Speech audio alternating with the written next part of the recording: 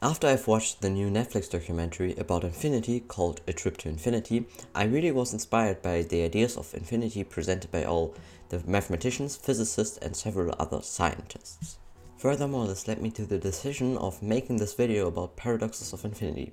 We will especially take a look at the use of infinite sets and some geometric paradoxes. But it is also worth thinking about the real-world use of infinity, for example in calculus when talking about the derivative. The derivative describes the difference in y over the difference in x.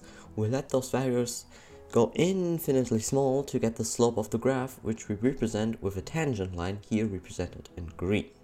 We let this tangent line go over the graph to describe the slope at every single point of the graph.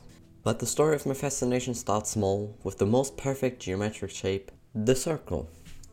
Have you ever thought about what a circle really is? A shape with no edges, so with an overall angle of 360 degrees, or just a line stretched so it gets rounded? Today I want to convince you that it's neither of them.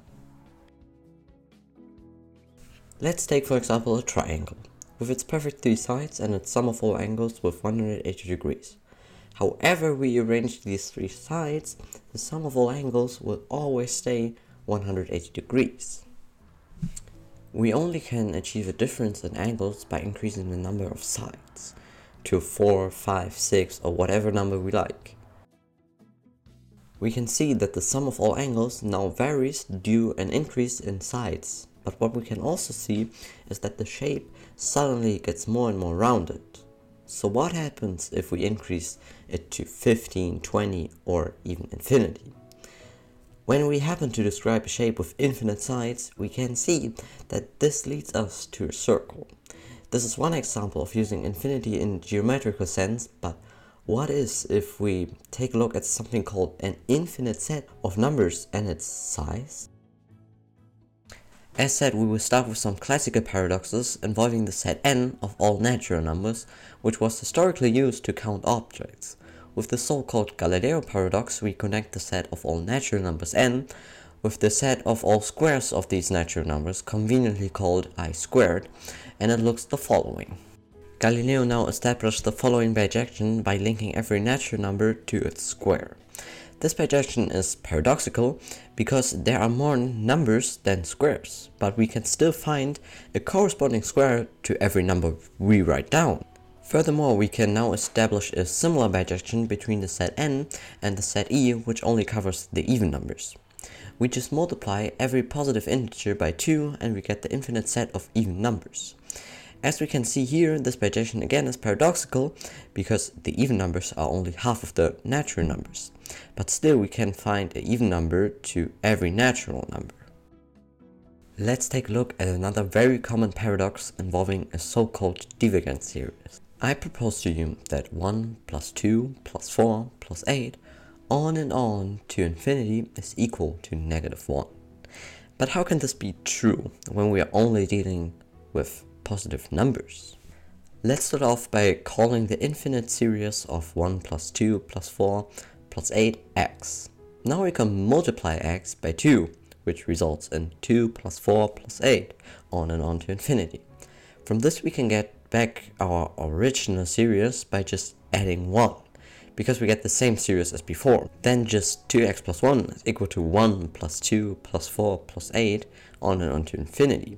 By rearranging this equation, we get x is equal to -1, which leads us to my earlier proposed argument that 1 plus 2 plus 4 plus 8 on and on to infinity is equal to -1.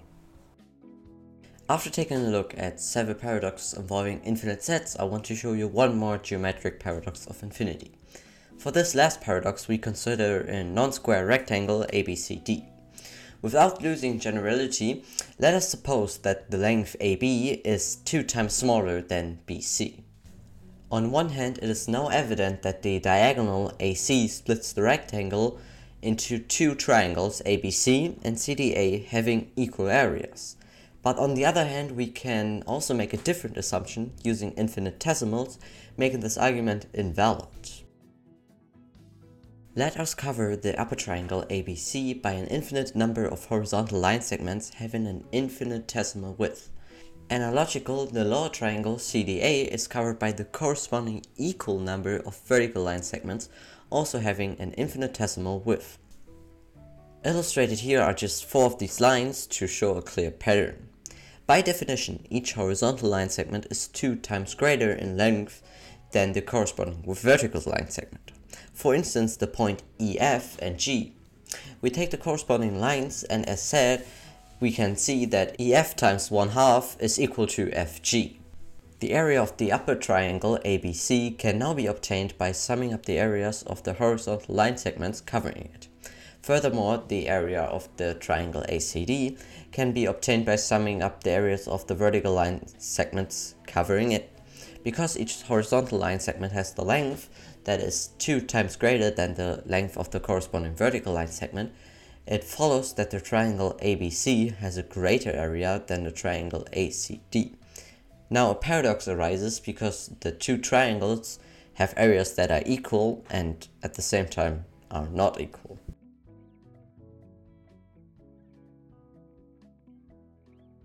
Throughout making this video, I really fell in love with the ideas of infinity and some of its paradoxes.